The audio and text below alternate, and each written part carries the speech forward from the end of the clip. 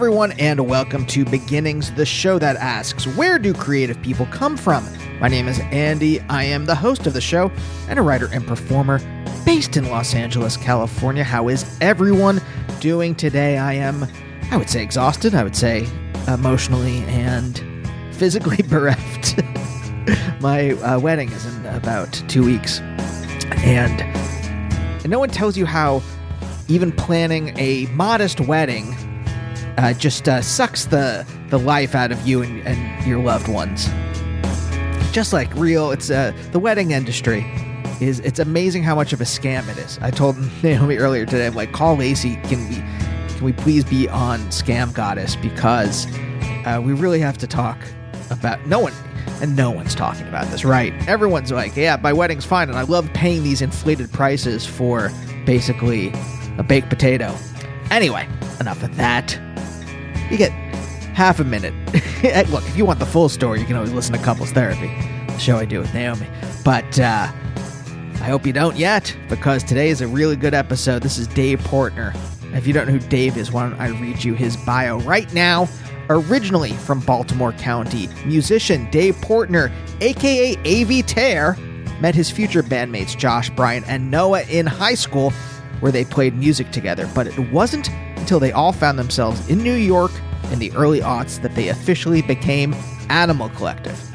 The first album as A.V. Tear, Spirit They've Gone, Spirit They've Vanished, a fantastic album, also doubles as the first Animal Collective album, and since its release on Fat Cat in 2000, they've written 10 more albums, the latest of which, Time Skiffs, was released on Domino last year. On his own, Dave has written and collaborated on over half a dozen albums and EPs, and his latest, Sevens, came out just last week, also on Domino. Highly recommended. This is very thrilling for me. I've been a fan of Animal Collective since the beginning. I remember when my friend John, he was one of my friends in college who was constantly introducing me to new bands and weird bands and, things that were on the fringes. And I remember when he was like, I think he brought them to Pittsburgh. I may have seen them and then bought Spirit They've Gone, Spirit They've Vanished there. But yeah, I've been listening to them for over 2 decades now, and so it was great to get to talk to Dave, and what a good guy he is. We talk about growing up in Baltimore County and the woods and psychedelics and going to a progressive educational facility. School. I could have just said school. I started saying progressive. I was trying to talk about the curriculum, which was a Deweyite, John Dewey, fantastic pragmatist philosopher, and also helped revolutionize education in this country. I mean, for a while. Now it's, a broken abacus and a bunch of DeSantis speeches. But we talk all about that and how we first got the notion to make music, or where it first came into his life, and a lot of other stuff. This is a good one, so I hope you enjoy it. And if you do, why not check out other episodes of the show? I've been doing this for over 13 years now. Just recently, had a lot of cool musicians on the show. Damian Abraham of Fucked Up, Kurt Wagner of Lamb Chop, Tara Jane O'Neill, Kevin Barnes from Of Montreal. So why not check out those episodes? If you like what you hear, why not subscribe to the show wherever you get your podcasts from? Also, I'm on Twitter. Oh, Twitter, it's so good these days. I'm on Twitter and Instagram at Andy Beckerman. And I have a philosophy Substack. I used to be a philosophy professor. I'm trying to write friendly essays about what it is to be human in the 21st century and the 20th century. And you can get that for free at theslowdystopia.substack.com. Next week, cartoonist Farrell Dalrymple. That was a cool talk. Interesting dude. So stay tuned for that. But for now, let's talk to Dave.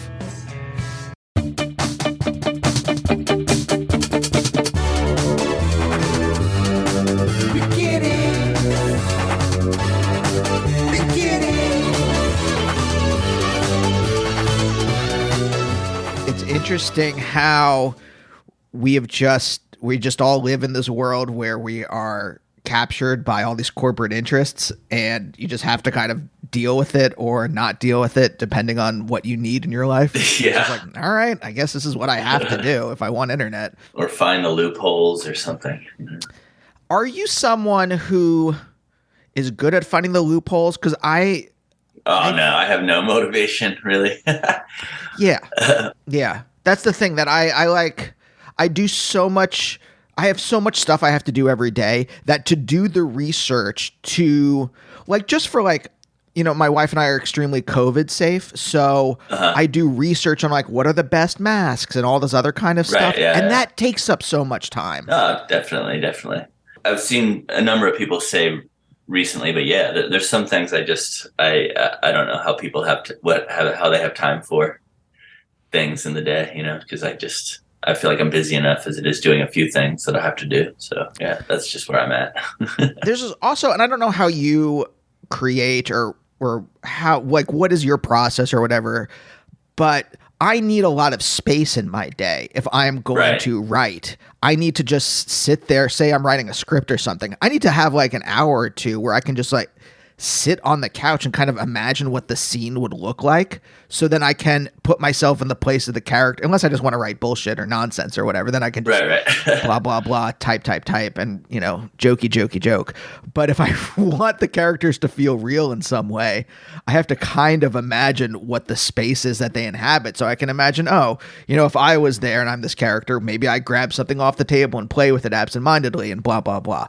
Whatever. And I'm kind of curious, do you need that space to create? Oh yeah, I mean, I think there's truth in the fact that you need space is a good way to put it, or a clear head for the imagination to really work. And I think the imagination is a big part of any type of creativity, music, writing, and yeah, if I don't have that, I feel like I get into a routine where I just sort of come down into my studio every day. You know what I mean? And it's sort of like if I'm in that mode, if that's the way I'm working.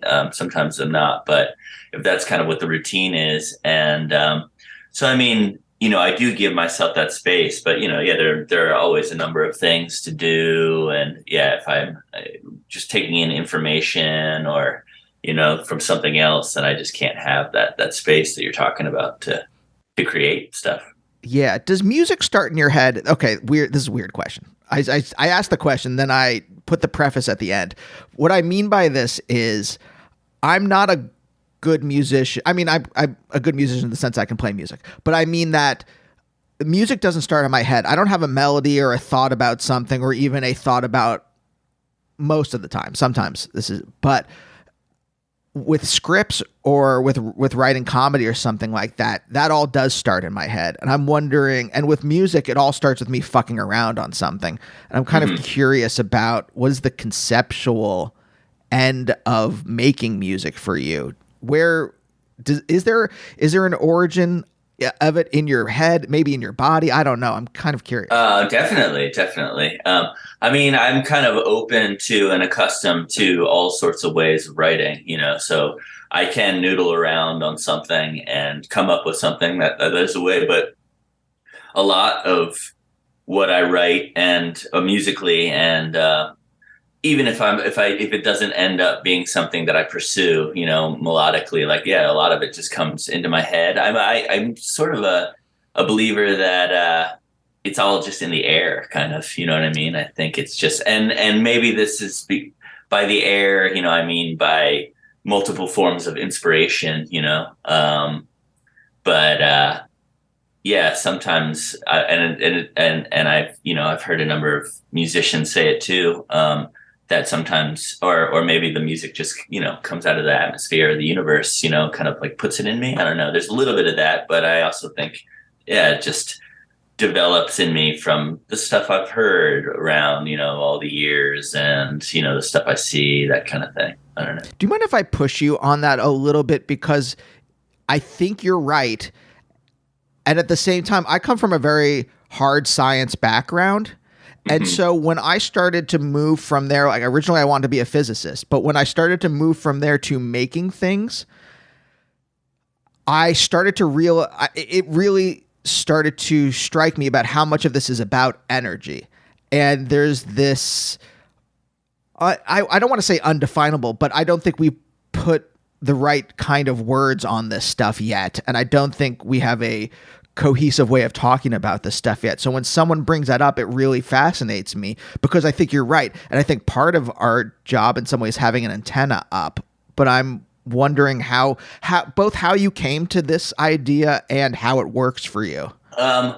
Well, yeah, I mean, the hardest thing is to talk about it, right? Because I feel like there could even be a number of different ways of looking at it, and even very specific to an individual. I mean, I think we all, in a lot of ways, have our own individualistic ways of perceiving the universe and life day to day, and some of that comes from the information that we gather.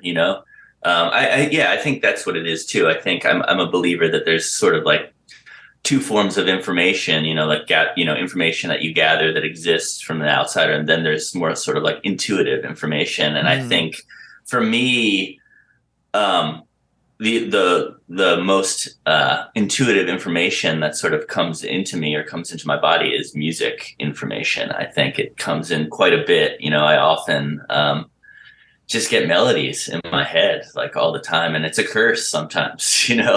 I'll wake up with a melody I don't want to be in my head, or I'll go to sleep with one that way, or I'll, you know what I mean? I've made it work for me by, at this point, just sort of like capturing that kind of stuff if I can, when that moment of inspiration arrives, like have my phone handy to do a little voice memo or that kind of thing. So I've captured it for later. Sometimes, it's just even like the urge to just go work on it at that minute and kind of complete it. Can't be overturned. So I have to do that. But like, I've gotten better over the years at trying to, because it has become a problem for me where I've gotten distracted, and I think, I think people can notice that I'll get like distracted in conversations and that kind of thing. And that's just because suddenly I'm just like off thinking about, some kind of creative thing that and I can't help it. And it has, taken a lot for me to like hone in on focus, and I think I'm better at it now, finally at 43, but yeah. This is so familiar to me. I think I have it a little bit easier because when I get into that mode, I can just write a note to myself. If idea for something a character would say or something like that from a script I'm working on or whatever, I can just write a note to myself and kind of drift back into the conversation. I think it might be more difficult. I mean, I'm putting this on you. You tell me if it's correct or not.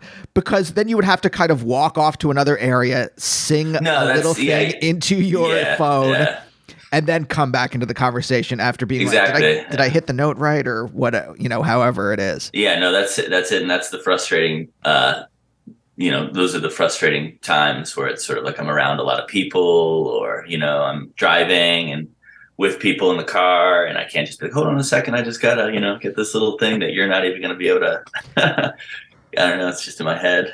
Yeah, it's maddening. I know that the times when I've had, and this is few and far between for me, but when I've had a melody or something where I'm like, oh, that might be something good, it's maddening if I can't, it's the same feeling, and I don't know what it's like for you, so please tell me, but it's the same feeling as if I feel almost like like an anxiety attack. I don't have those very often, but just like the amount of like, I have to get this out of my brain. Yeah, I guess for me, and I went through some years of having really, really bad anxiety attacks. And for me, anxiety attacks are more kind of in like the heart and kind of like the gut, maybe, and a lot to do more with breathing for me. And this creative thing is it's more like my third eye is going to explode or something like that, Yes. Okay. That's what it feels like, kind of.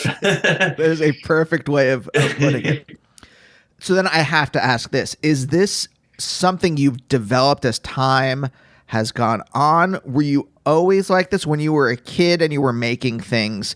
Were you this kind of intuitive? Was your antenna up? Were you this open? Or is it a faculty you've developed over time? It definitely started coming up in high school. Yeah. And when I just started playing music a lot, or not playing music a lot, that's not the right way of putting it, or maybe writing music more, like writing my own stuff and trying to experiment with capturing it too,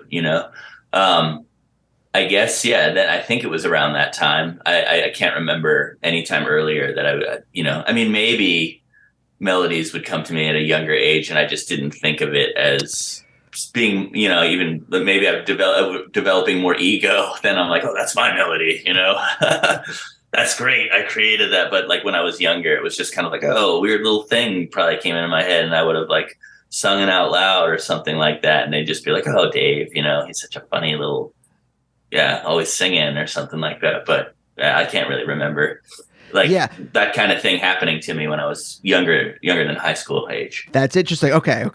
Because when you are a kid, no, this is fascinating. When you are a kid and you maybe haven't developed the faculty or haven't thought about molding whatever these thoughts are that come into your brain, they do. You're almost like a conduit at that point, and they just go off into the ether, and then that's that. And it's almost. This is a very bad metaphor, and I wish I had something better, but it's almost like a bowel movement. It really, like, I just mean that it's just you need to get it out, you get it out, and then you move on with your day, as opposed to when you start being like, oh, I can mold this into something. Right, and also it's like you're saying, I think the space for you to do that becomes lesser, and you start getting sort of pushed into these spaces where maybe that's not as free or easy to do. Like I need a space, whereas like when I was a kid, people are always saying, I know a lot of people these days are having kids or have kids, and I hear a lot of them say, oh, kids are so spontaneous, and it's funny when kids just say whatever is on their mind. And I think that's what's happening there. That's that creative energy like flowing through kids, and that there's that's they're in their space, as far as they're concerned to do that and be creative, or do so that it all just comes out, spur of the moment. And, for us just taking it in, we're kind of like I said before about me singing, maybe when I was a kid, it's just like, oh, that's funny, or that's strange, but then it gets honed into more, I guess, then they're put into spaces where it's like, oh, well, you have to focus on, there's time for that, there's time for creativity, and there's time where you don't do that, you know what I mean? And that's just sort of the course that most of our lives take, it seems like. Yeah, but then we're getting back to this idea of it being frustrating when you have to relegate that, because it doesn't happen. I don't know about you, but for me, and I think this is for you from just what we've talked about for the last 10 minutes, that it just happens in your brain spontaneously. And it is frustrating when you are not able to access it at a moment for whatever reason. You're driving a car or you're at the supermarket or whatever. And there is this point where you enter this space where your brain wants to be spontaneous, but the structures around you don't allow for that. Right. Yeah. Do you remember the first time when you were constrained, when, it's probably like school or something like that, but do you remember when definitely. You wanted to do something and then the structures weren't allowing you to? Oh, for sure. I mean, that's basically what most of my high school life was like. I mean, I was into school, you know what I mean? And I didn't really do super well in a lot of subjects, but I also didn't put a lot of studying time in and working on it. And that's because for the most part, I discovered, I guess around 8th grade, I discovered recording music. And then soon into high school, because of, the bands I was listening to and stuff, I discovered that I probably would have an interest in writing music.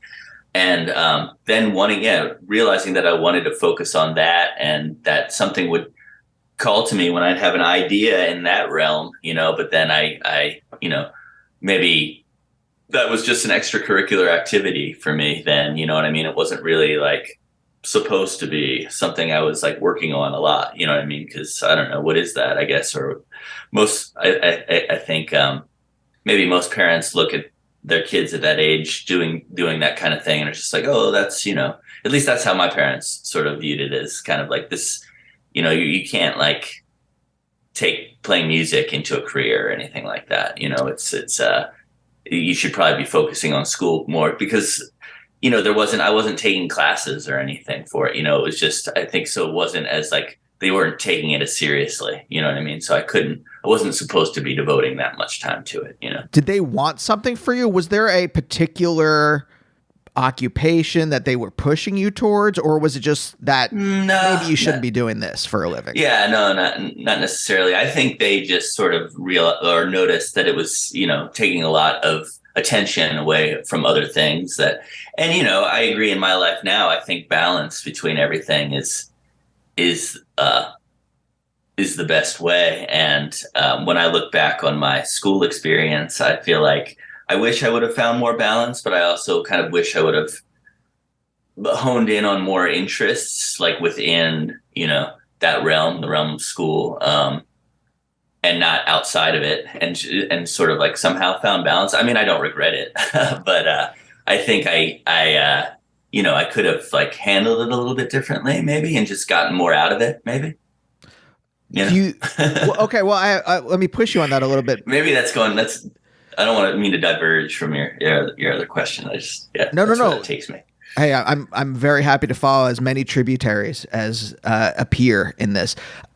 When you say that, is there something like you think you missed? Because it seems like I wish I had more of your, I was going to say schooling, not just schooling, but your experience, because I pushed this stuff down because I tried to triangulate between my parents' desires and my own desires. And then it took me a long time to finally come to doing the things I wanted to do in life. And it seems like earlier on, you were able to, I mean, I don't know how, I'll say put up a wall between your parents' desires and your desires, or your school's desires or culture's desires and your own. And you were able to follow out your own, or at least see the path a little more easily. And I'm curious if that's true, if this picture I'm painting is true. And also, what is it that, you know, you said you should have found more balance, but what is it about that? You know, what do you think you missed? Well, I mean, you know, it's hard to say, to answer that kind of thing now, just because I'm happy, you know, fairly, you know what I mean, for the most part, happy with the way things went, you know, so It's not necessarily like I, you know, consciously feel like I miss anything, but I will say over the last few years, I've thought, well, maybe I should have gone to art school, you know, because visual art is something that I do a lot now, you know, and I get a lot out of, and I've never really had any formal training for it, which isn't, you know, obviously isn't a big deal at all, you know what I mean? But I mean, maybe maybe I guess I'm trying to say, like, maybe having those experiences would have just seemed a little bit more like positive than what my outlook on school actually is, or college, which was just sort of like, I kind of wasted my time and money, like, being there, because I really didn't have much of an interest in what was going on anyway, you know? Yeah, but maybe that's good. Maybe. No, but yet again, that's the same thing. It's like that is what put me in the path that I'm in. So it's like, I can't look back and be like, I regret that, you know? But I think subconsciously I was on that path anyway. I think, you know, I went to New York because, you know, that's where, you know, all this amazing creative stuff that I, you know, adored happened and was happening. And, you know, for all that stuff, not because I wanted to go to New York University, right. But you know what I mean? Like, so, but, you know, at that time I was also like, yeah, I want to go to NYU, you know what I mean? So, but I think subconsciously I just had this other kind of idea going on by then that, you know, and enough people around me that kind of had that idea too. So it just kind of was like a you know, not just one mind do, you know, or one, you know, soul doing it. It was like a group of people doing it together, and that kind of like made it easier to be pushed in a certain direction. Yeah. Were you drawn to New York by the music and the culture of the 1970s and the early 80s? I think that was the thing that drew me. I mean, my parents are from New York, so that was one of the things. But the idea of all the comedy and all the music and all the culture and art that was coming out of the 60s and 70s. And by the time I got there, it was all gone. Like Giuliani had, you know, Disneyfied everything. But I lived in New York from 08 to, and then my wife and I moved out here in 2017, middle of 2017. That was the thing that has always drawn me there. I think it was a number. I mean, and, you know, obviously like the late 60s, like mid to late 60s, you know, like culturally across the world, from high school, I feel like onward has always been a time period that's kind of, really inspired me and fascinated me. And obviously so much was happening in New York at that time with all the experimental music that was happening and the Velvet Underground and that kind of thing. So that there, but at that time, I think I have an older sister, half sister. She's about 10 years older than I am. And she went to New York to go to college at Eugene Lang, in the 80s, I believe that was, is when she first moved there. She still lives there, has lived there a very long time.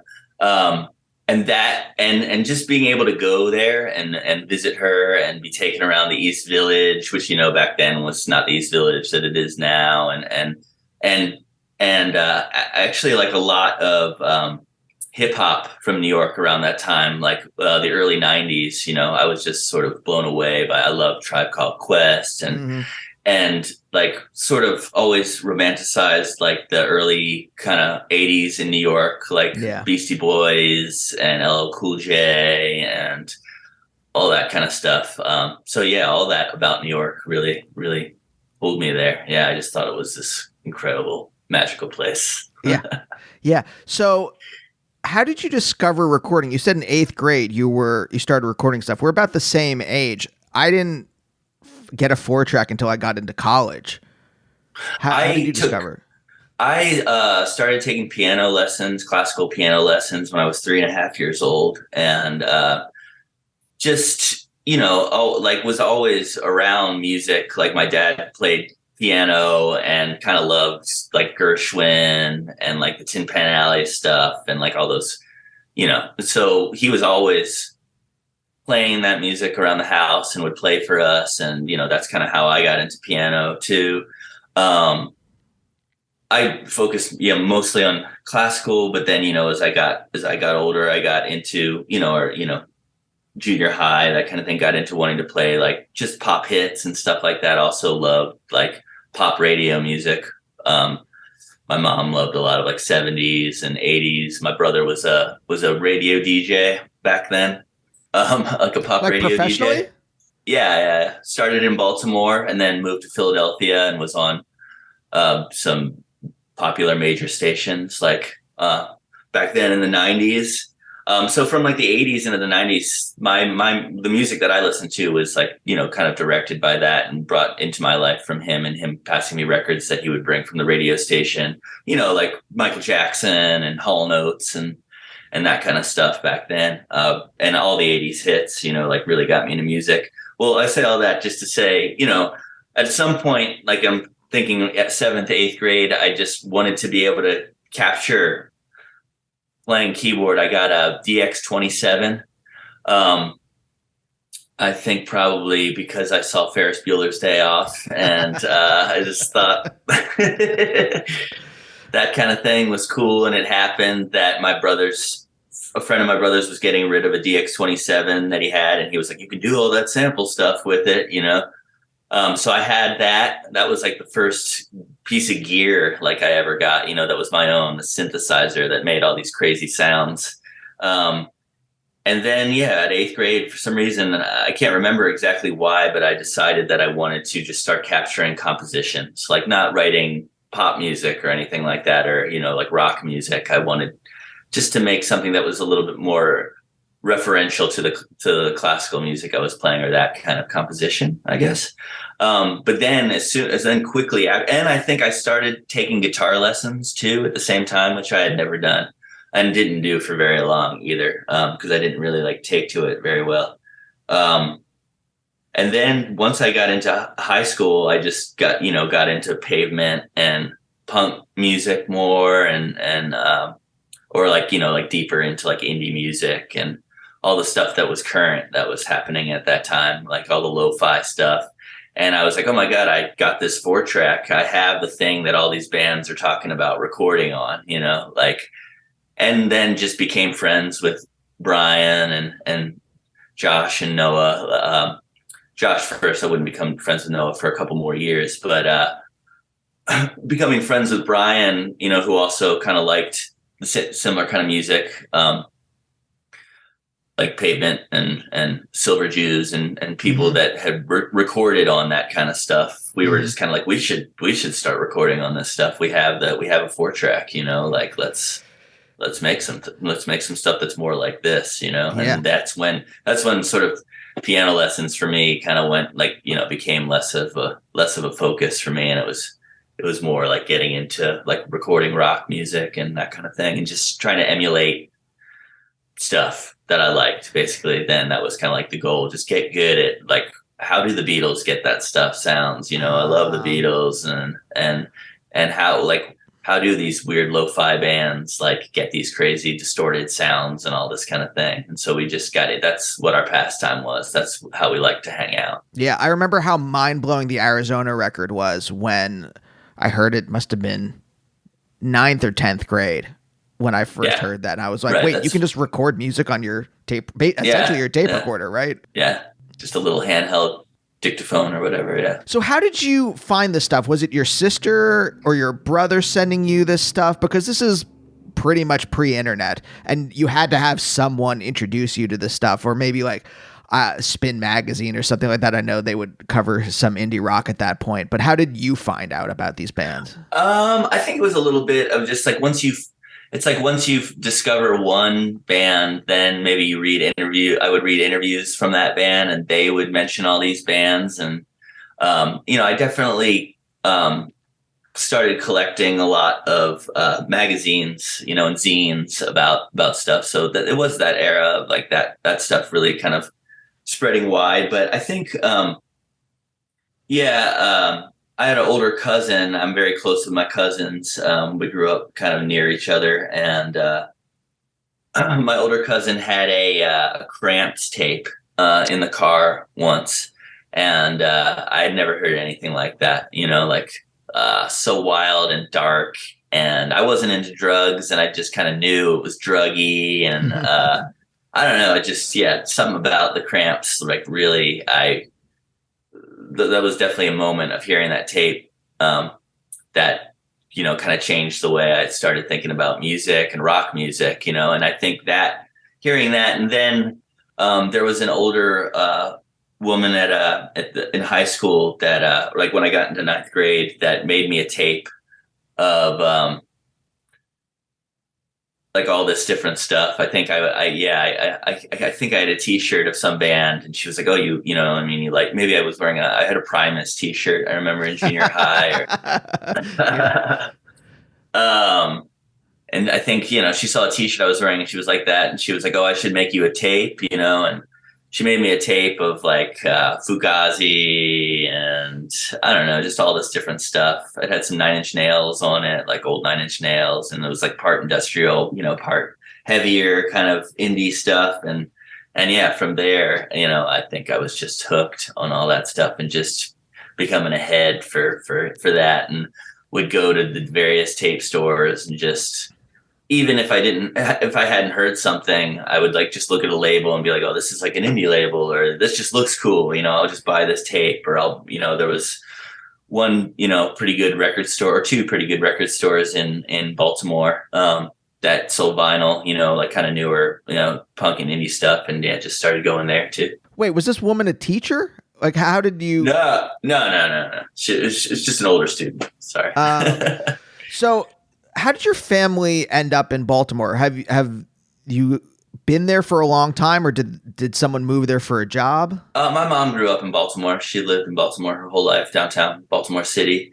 And then my dad is from Margate, New Jersey, kind of Atlantic City area.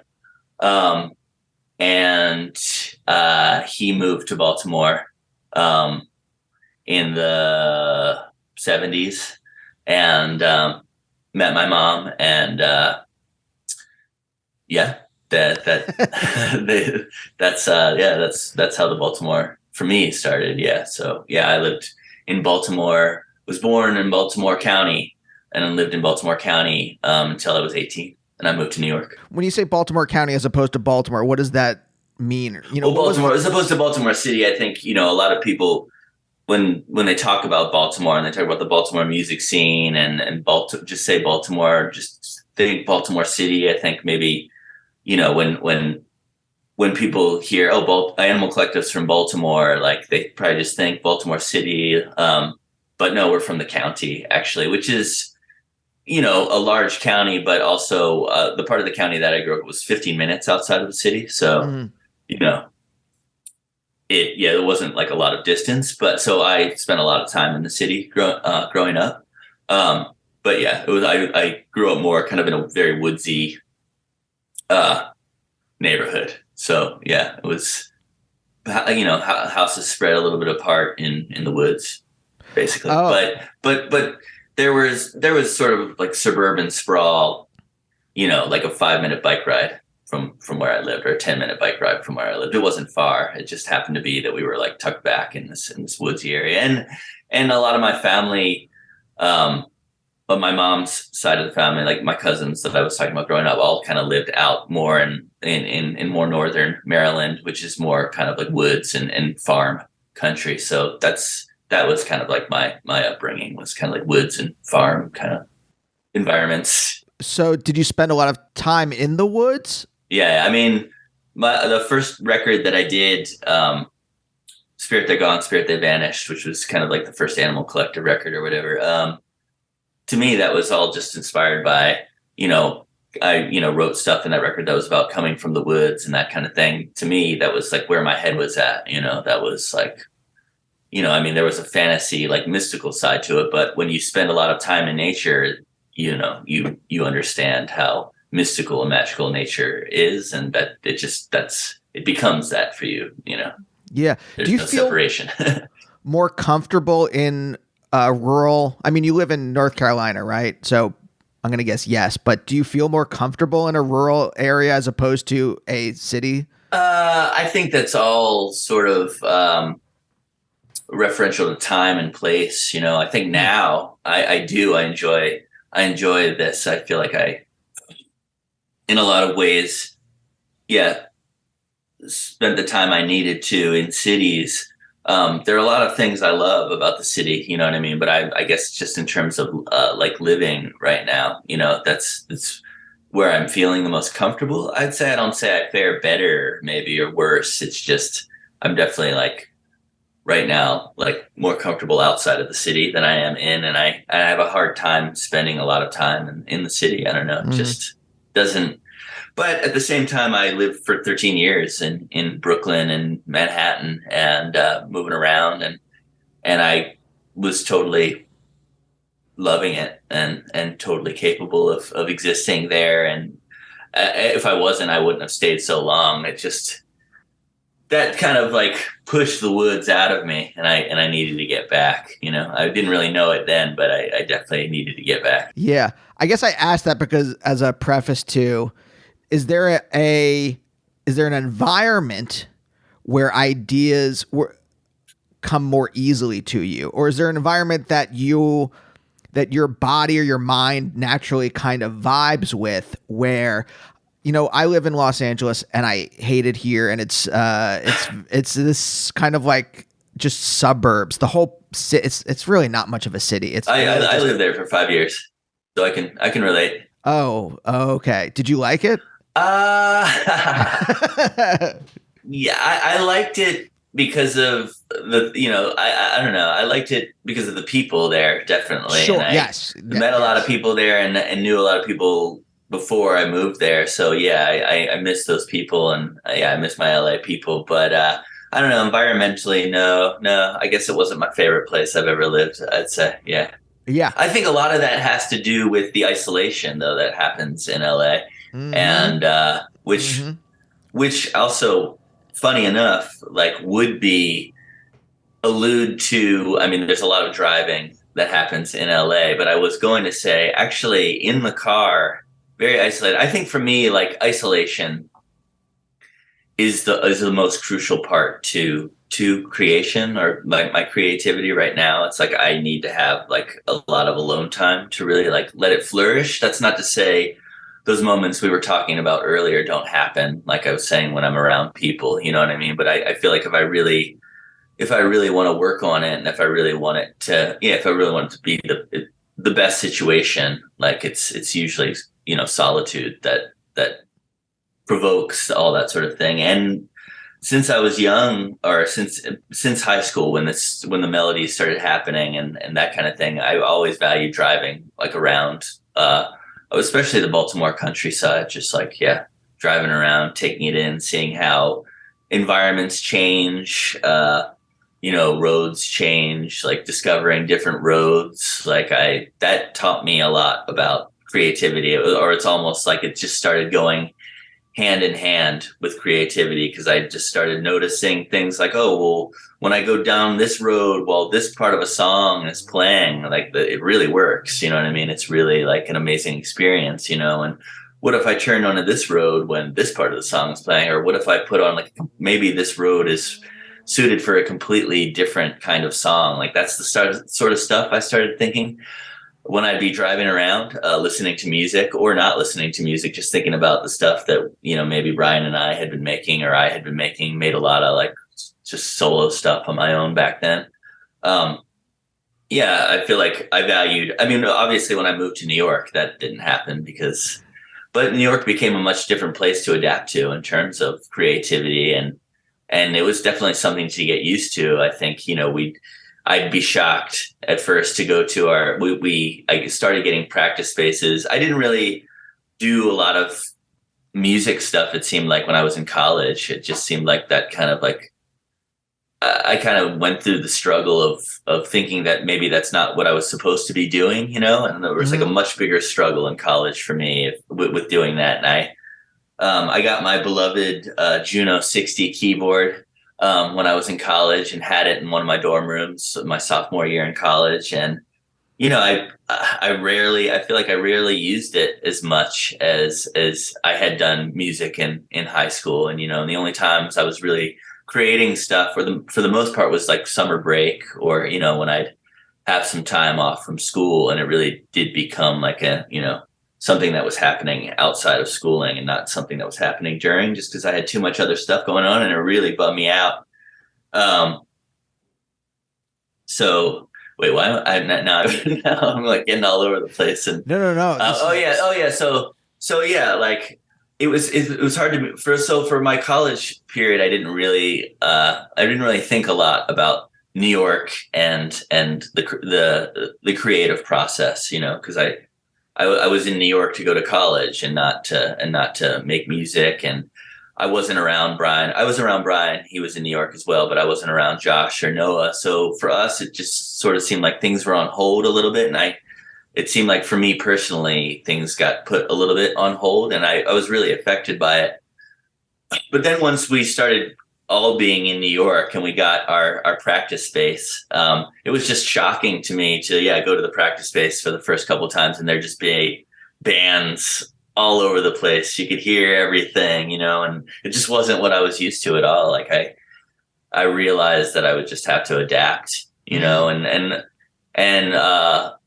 I think back then, for the most part, for me at least, it meant like late hours, like being more creative into the night. And I spent like kind of like the next decade, I feel like because I had a day job, and that took up a lot of time. And so the times I would have to create things in New York, where it was kind of like starting from 8 to later on. And so I just chose to, because of the fact that there would always be other bands, like that's pretty much what everybody else's life was like that was doing that, you know what I mean? Like work the day job and then go practice, like after, if you're not like in a band that gets paid or whatever like that. So it was just sort of like, okay, well, I'll just start working into the night, late night, and I would pull all-nighters and I would work on things till just like push myself so much. And that's and I just got into this cycle of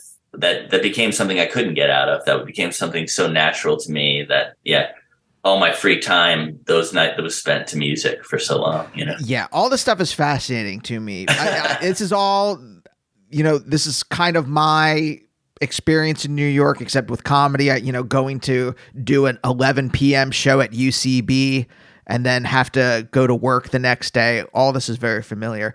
There's a couple things that I want to. We're close to the end of the show, so I want to start closing some tabs of some stuff that I've been thinking about. One, did you play music for your parents when you were younger, and how did they respond if you did? Well, how young do you mean? Do you mean like the classical stuff I was doing, or do you mean like when I started writing music? When you started making your own music? Yeah, well, my parents were very strangely for kind of how little faith they maybe had. And that sounds negative. Like I love my parents. Like they were never like overtly like angry or negative to me about any of this, but like for how kind of like little faith they had in music ever kind of like becoming a career type of thing, they were really tolerant of us doing kind of a lot of crazy stuff down in the basement. You know what I mean? We would just, because we were into noise music in high school and into horror movie soundtracks and Pink Floyd, psychedelic moments and that kind of thing. And that's the kind of stuff that we really started being interested in making, like just kind of out there psychedelic music, for lack of a better word. I know that's a very broad term, but that's what we called it back then. We were 16. Sure, I get it. Yeah, that's just that's what interested it. And I think my parents, I don't think ever, we played shows. I'm not sure my parents ever came to a show. I will say the only show Noah's father ever saw us play, because he passed away, unfortunately, when we were younger. We played only in our boxers and glued bird feathers and blood all over our bodies, and did an interpretation. This was Noah, Brian, and I. We did an interpretation of this Guy de Maupassant short story called Love.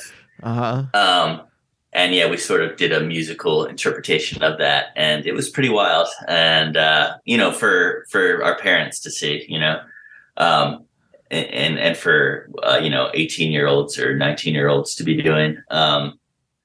But they were always pretty kind of open to, it's not like they would ever listen to any of the stuff that we would do like on their own. And they'd probably be like, why can't you make a little bit, stuff that's a little bit more like the Eagles or something like that. But they were pretty tolerant. What do you think made them so open? I think that they appreciated art and music as much as other things. And though that didn't mean that we would, I just don't think they ever thought that would push us, my sister and I, who are now both, kind of creative, kind of artists people. They didn't think that would push us in that direction. But I think that they valued that in our pastime, when we were just hanging out, like, when we would go to the beach together, or when we would, we would like to play music, or we would like to draw, I think they saw it as a positive thing, in our lives. So they accepted the fact that that's how we liked spending most of our time. Because we both kind of, that's what we like doing, and that's what we like doing together. We would often make like weird videos of like lip syncing to songs and that sort of thing. And they just accepted that that's the way we kind of like, that's what we did together in our pastime. So it was a pretty cohesive household. Like you guys would do a lot of stuff together. Was it also emotionally open? Were you free to emote? Yeah. I think, that depends. I feel like I always saw my mom. She's very open, but is very Catholic. She is very Catholic and came from a very Catholic upbringing. So, in that sense, there was a lot of like taboo, the way Catholics think. Or and I wasn't really raised like forced into any of that, because I wasn't really. My father was Jewish, so it was pretty open in that sense. It was kind of like, anything could be talked about, nothing was, even though there was this sort of like Catholic guilt kind of vibe every now and then. But Yeah, I mean, it was pretty open. I mean, my dad worked a lot, so a lot of times it was it was my mom and my sister and I there, but I also had older siblings for when I was really young, and they were around a lot as well. What was your dad's job? He's a doctor. He's a An doctor. Okay. OBGYN. He's retired now, but Okay. Okay. Interesting. Okay. So I'm starting to just get this picture of this. Like, did he ever have this part? Always fascinates me. Did he ever have artistic ambitions of his own? well, like I said, he played piano and was quite good at piano or competent. He could play really cool stuff. Um, But no, I don't know. I think, I think he was of the mindset, and it's definitely that his mindset that kind of pushed me into thinking that, like, music wasn't an option. I think he kind of just grew up that way, probably. Yeah. Okay, because this is the stuff that really preoccupies my mind when I talk to people is how do you break out of the mold? If you're, sometimes it is you are reacting to a parent or you're pushing against a parent or a parent has a secret desire of their own that you kind of pick up on, and then you become that desire in some way. Sometimes willingly, sometimes you see sometimes. Like football players I know who their parents wanted to play football and they didn't have the talent, but their kid does. And so they mold their kid into that. And then their kid cracks up because that's not what they really wanted. I don't think that was it for me. Oh no, I don't think so at all. The picture you're painting, I think that's totally different. But it seems like, you do become this open person. You do become both open, it seems like, as a human being and creatively. And I am wondering, if your parents aren't pushing you in a certain direction, but you do feel like you have to go to college to do something, how do you break out of even these, like, the smaller kind of conceptual cage, I'll say, for lack of a better term at the moment, but just these structures that are put on you that are kind of pushing you at least to go to school? How do you break out of that? I think you just have to I think there's something to be said about putting time and work into something you're passionate about. And I think a lot of success, or most success, comes from, being really passionate about something. I would hope. I don't know, maybe not, maybe I'm wrong, but it doesn't seem like it's always a fluke, you know what I mean? That somebody be really successful at something and not put a lot of time into it. And I think that's what I was doing, whether it was accepted or not accepted, or allowed or not allowed. Like, I found this love, found this interest, and I just couldn't stop doing it. And I think, I think, the problem with stuff too, with and being young while doing it, with music and art or whatever, is that it often gets with music. I feel like maybe especially, though I can't speak to in other art forms in this sense, but like gets tied in with drugs and you know what I mean, like being at clubs and bars and drinking, and I think that side of it maybe puts just a negative twist on the lifestyle for a parent, like seeing their kids growing up, like maybe mingling with crowds that, wanting to mingle with crowds that are into that kind of thing, but also like, into drugs so yeah, I think because, and it has a history of that, I think, like professional musicians or whatever, I think that's also, there's a fear probably involved in it. But I think, I don't know. My point is just that I think if you work really hard at anything and can prove that, which it was a lot slower of a process for me. I didn't even know that's what was happening, that I was taking it into a career, but it became the only option kind of for me. And I think just putting the time in and proving, like, see, we're going on tour, or like, see, at first my parents didn't get that. They were like, what are you going on tour for? What are you, like, leaving and traveling? You're just driving around, and, are you making any money? And yeah, we're making a little bit of money, but you know what I mean?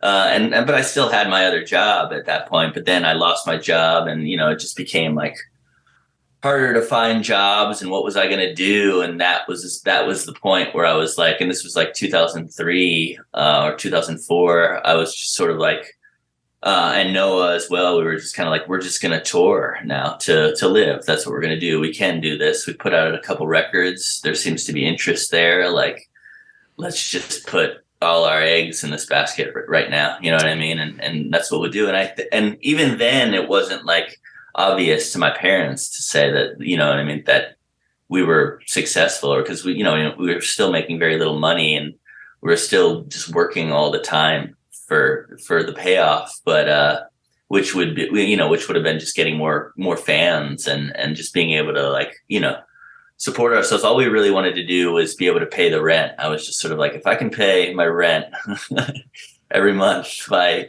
touring, like, that's just what I have to do. Like, I have to make sure I play the shows that can make me pay rent. And yeah, I just was able to do it by just working all the time on it. And I think it was just sort of like showing that it was like I was safe. I think that's all my parents really like wanted, was to know that, like, if they, that I'd be all right, Was there, when you went to college, was there something you thought you were going to be, or were you just going to go? I was just going to go. I had an interest in creative writing, and I sort of, the school I was in was like a create your own major type of school. So, in my head, I just developed this crazy folklore meets creative writing. It wasn't really anything like, again, that I probably could have ever made money. I got a decent job from, or I don't know. I mean, I don't even know if like graduating from college can get you you know what I mean? Like, I don't know what it does anymore. Like, well, yeah, sure. Or if it ever, but, yeah, I just had this crazy thing come up my head, and then, it just turned into me not really like wanting to spend that much time on it anyway, and it's like I was reading all those books and doing all that stuff without even having to be in college. So I was just sort of like, why am I spending the money when I'm going to be studying this stuff anyway? Yeah. It's interesting because the other thing I want to quick talk about, we're just about the end, but you went to a John Deweyite type high school, right? It was very, open, free form. Yeah. I think comparative to like Montessori and or that taken into like high school realm. Yeah, it was liberal arts kind of sort of freeform, but not extreme. Like, we had basic classes, English, chemistry, but there was like a pretty large theater department kind of thing happening, and I was very into that. And I think, getting into that too definitely let me kind of have that outlet for some sort of, releasing the creative energy that I had in me at that time, because I really went with it and really, did some crazy acting. What do you mean? Like in what? I don't know. I was Shylock in Merchant of Venice. I don't know. I just like did these weird roles in school plays, and got really, really into it. And I had a teacher. It was the English teacher. His name is Howard Berkowitz. He recognized in me this creative kind of spark, this sort of like, oh, I was actually like pretty good at acting, like on stage. And he said, hey, you're good at this. Like, you should do this more. Like, you should do another play, and kind of like helped me through like not doing well in other subjects like chemistry and stuff like that. Like, sort of like that was the first glimpse of like, oh, okay, I can really like, it's okay to focus on this kind of stuff in that way, because it's a strength. You know what I mean? It's not something that's like distracting me. Yeah, this is amazing, because it seems like you had just enough structure that you could channel your creativity, but not so much structure that it pushed you away from the possible path of doing this, of not even just for a living, but just, making music and putting out albums and stuff like that. Right. Yeah. I mean, the high school I went to, it could have been a very, there wasn't really a strong music program there, unfortunately. So I think that's another reason why I wasn't I didn't really think about music in that terms, and maybe I just didn't even want to, you know what I mean? Because I wanted it to be something I still enjoyed, and maybe I thought like, oh, if this were my job, you know what I mean? I just wanted to. It just had a different feeling to me, and it was also, when you're that age, it was kind of like revolting, you know what I mean? You want to like go against the authority, and that's what my parents were saying, and I did, you know what I mean? Like, I wanted to play music and do what I want. So there was that side of it, Was there any rebellion? Did you push back against anything, or was it just that there was this kind of ambient feeling? Does that make sense at all as a question? I mean, there wasn't really any aggressive revolting on my part. I again, like, my parents were pretty open to us being in a band, us getting shows if we want, like, yeah. And we were also pretty safe. Like, we weren't like, I don't know, we didn't really do anything like crazy or dangerous. We really enjoyed just kind of locking ourselves in a room and playing music. There wasn't a lot of like danger involved in that. And I don't know. So I think we were also just kind of, I mean, we did drugs, and I don't think our parents even really knew for the most part that we did drugs. We were kind of like closed off, hidden about it, and had our little crew, and that's what we did.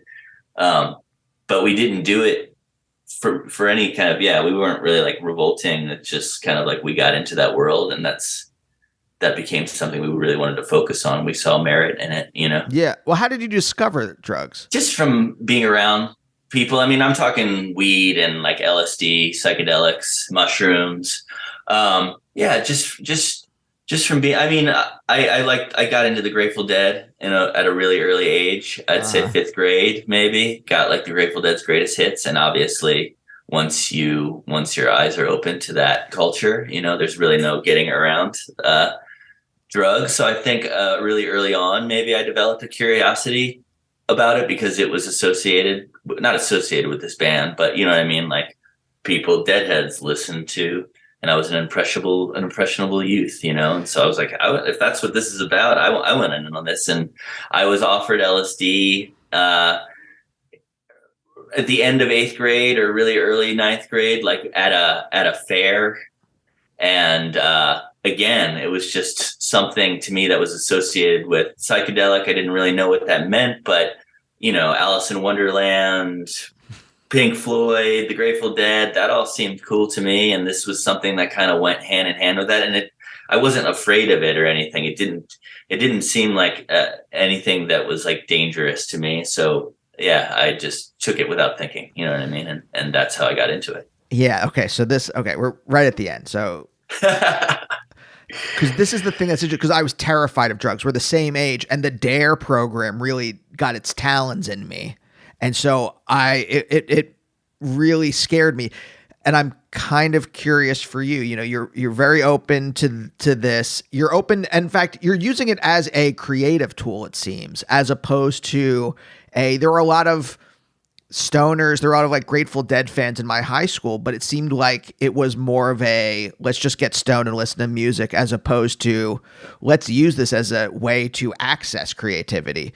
And I'm curious. Well, it was both. It was both. I mean, it was all an act of creativity to us. Like, once we discovered smoking weed and listening to music, or taking acid and listening to music, that became a very creative process for us, because the music became so much more than music to us. It became worlds, it became environments, it became conversations. It told us things, and we would talk about those things, and we would talk about how we could make things that were like that, or why that did that to us, that made us. It wasn't like we were very, very active listeners. We weren't, but listening to music was just as important to us as playing music. It was very inspiring to us. Okay, then. Okay, last question.